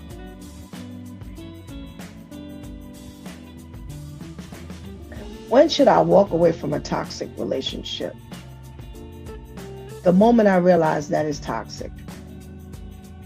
We've all been caught up in relationships where, we're in some level of la-la land for whatever the reason is. And one day we wake up.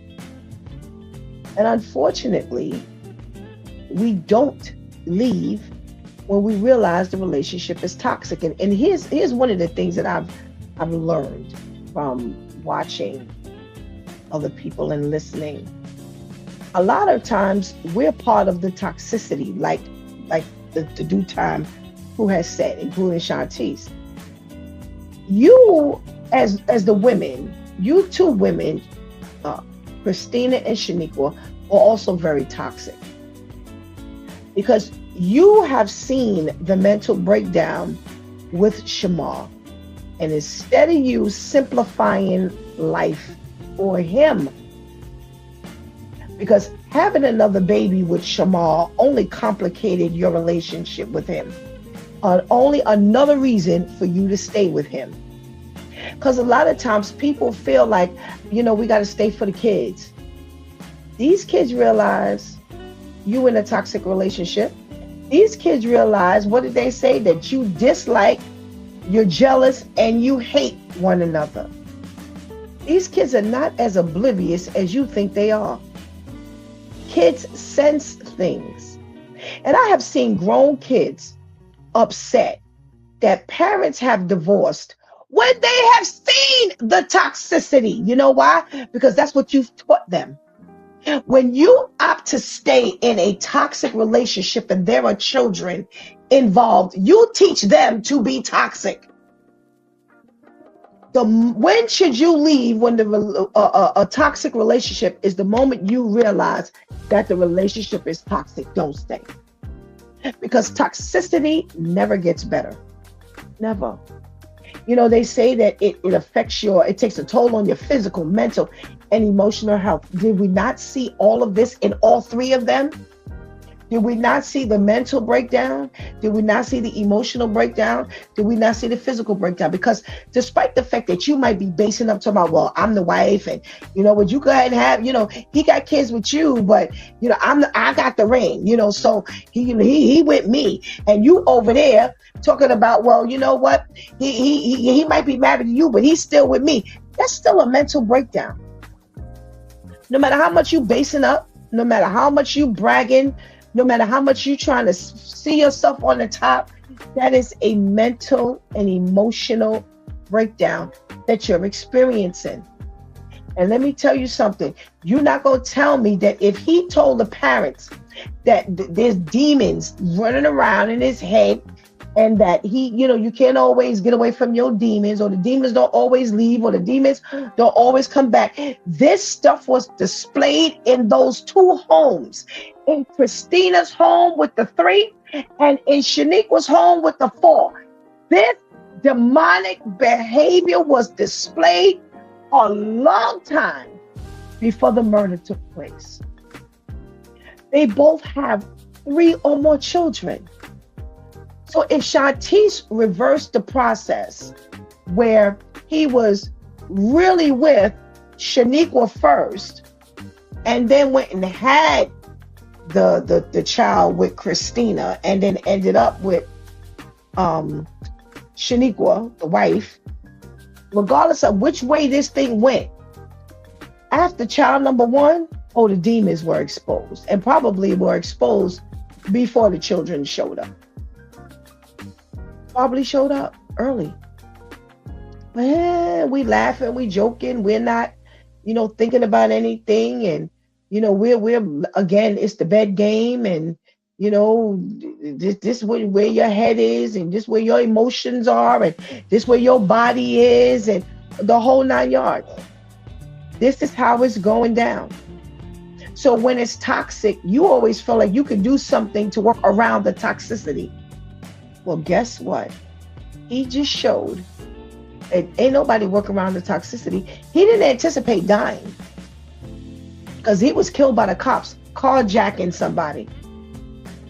So, we don't know whether he would have killed himself or not. Chances are he would have, but we don't know that, because he could have killed himself once he killed the kids. He had already shot Christina, the girlfriend, snatched up the 3 children, took them over to Shaniqua, the wife's house, shot her in the face, and killed the kids right then and there. He didn't have to run. He could have shot himself right there, because that's what they normally do. They don't find them off somewhere else. Most times they are right there on the scene. They call it murder-suicide. They murder somebody and then they kill themselves. Most times they do not leave the scene. There are times when they do, but most times they don't leave the scene. They just go ahead and end it right there. Now, he told his parents, his mother, stepfather, that, I'm thinking about killing myself. Then why didn't you just go ahead and kill yourself? Because again, like the comment is what I said in the beginning. Nah, he wanted somebody, he wanted them to feel this thing. Even if he didn't kill himself, they would have still felt them children being dead.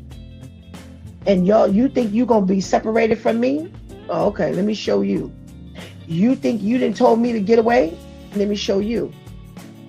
Leave the moment you realize that the relationship has become toxic. Because at no point will this get better with y'all together. I have seen relationships of married people. They ended up being in a toxic relationship. They separated. Everybody went and got help, and they came back and they had a beautiful relationship. I've seen it. I've seen it happen. But this ain't never happened with people staying together. Nope. You're not gonna get no help and you looking in my face, because I'm gonna be your first person, you're gonna strike out at. No, please, when you see the relationship has become toxic, and there are so many signs that the relationship is toxic, you see those flags. It is nothing that says we don't see the flags. We see the flags. We ignore the flags, or we try to work around the flags. We feel that, our strength, our wisdom, our determination, our commitment, our dedication is going to change things. It will not. It will not. It's toxic. You are no doctor. You do not have the antidote. You do not have the cure. Only God. You need to separate. You need to pray. You need to go get help. And let them go get help as well. And make them understand that this cannot be my life. You're talking to a person who's learned. I had to eventually stand up for myself way too long after the time that I should have. But I thank God, because it taught me I can spot toxicity instantaneously.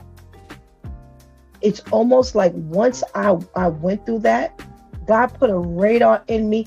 I'm not only talking about intimate relationships. I'm talking about on your job. I'm talking about in friendships. I'm talking about in families. I'm talking period. Toxicity is toxicity.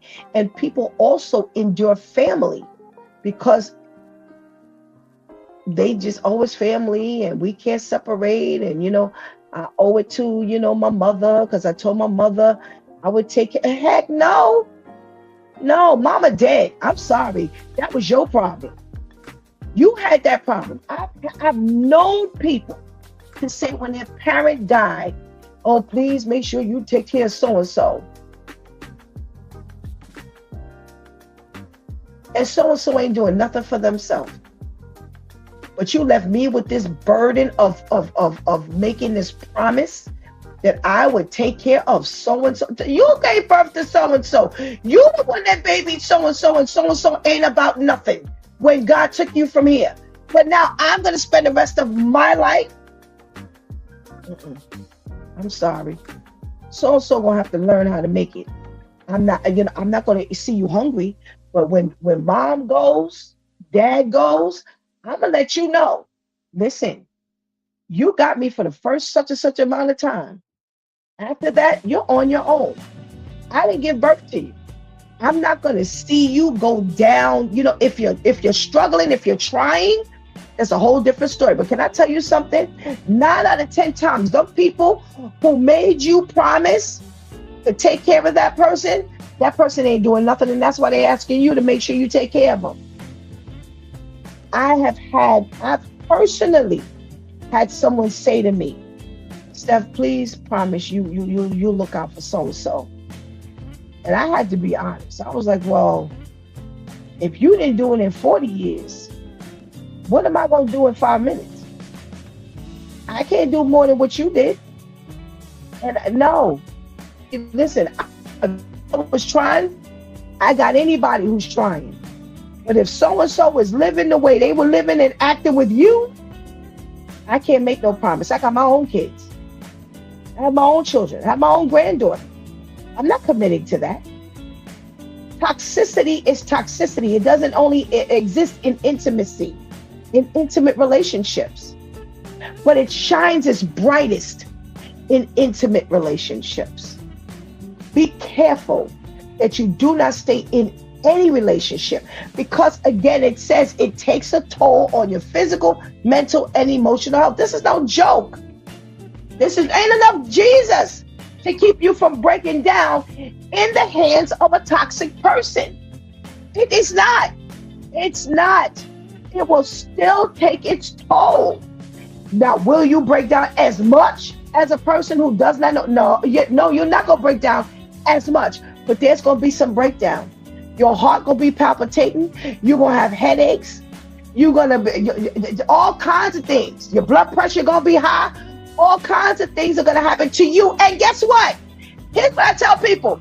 You're not going to kill me and then you tap dancing around my grave. No. You're not going to kill me and then I'm dead. And you still going to be walking around here being toxic to other people. And you're going to be, just the kill spree is going on. No.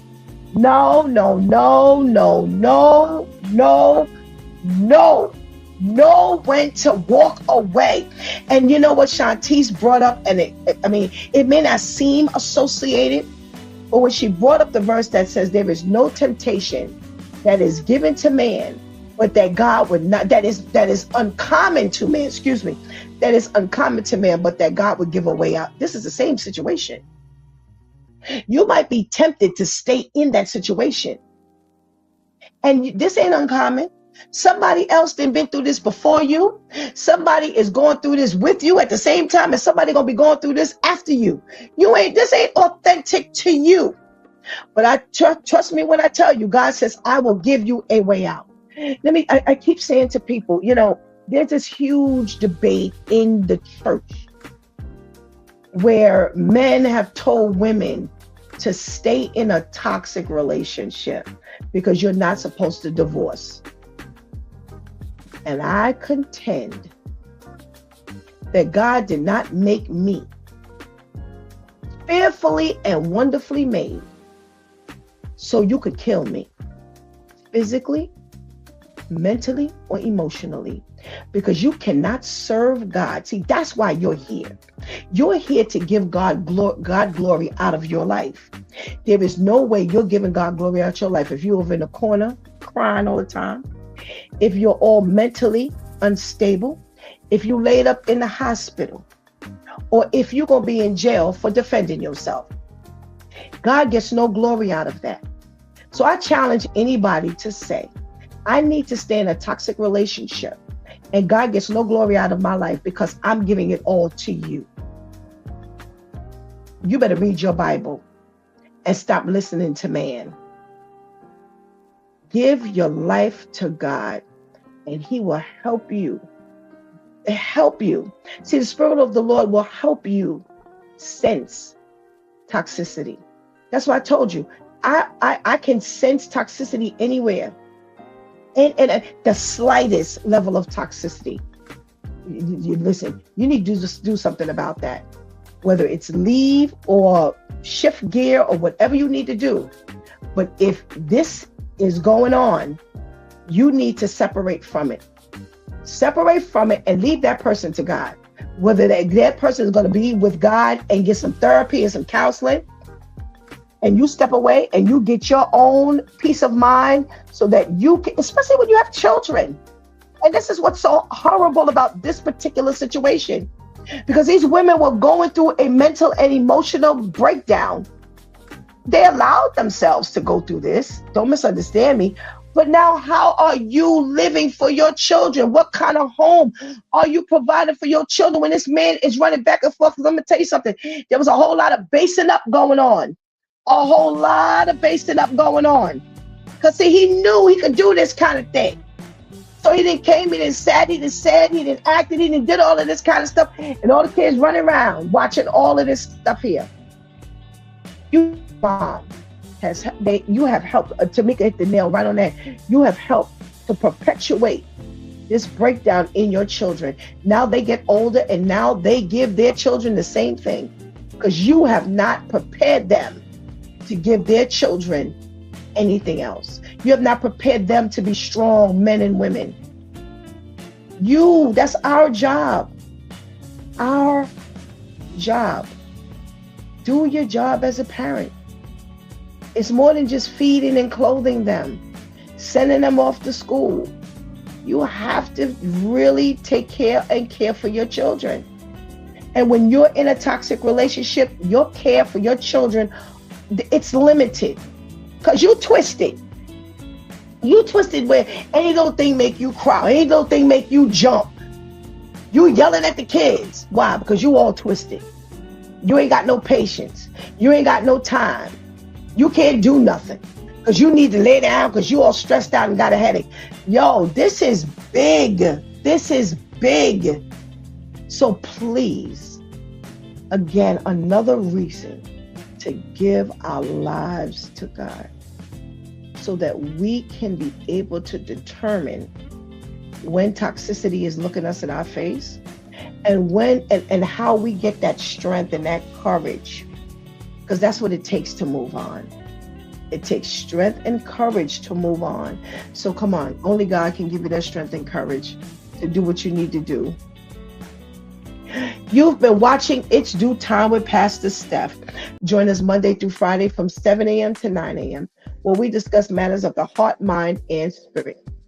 As you go through your day, be sure to set your mind on things that are above, not on things that are on the earth. They will only serve as a distraction. Remember, prayer changes things. It's Pastor Steph signing off, and I want to thank my Due Time crew for coming through big time. Thank you for hanging out with us and helping us keep that chat room alive. Please do not miss this opportunity to give Christ your life right now. Please do not miss this opportunity to strengthen that relationship with the Lord right now, because later is not promised to any of us. Until tonight, God spares right here, Facebook Live, Coach for Christian Life, or YouTube Live, a Close to Walk Christian Media Network. There will be a segment of There's More to Be Said. Now, if we're going to continue this, I don't know. I don't know what God is going to be talking about tonight, but come on and hang out with me so you can get every little drip that God has for you. Until then, God spares. I love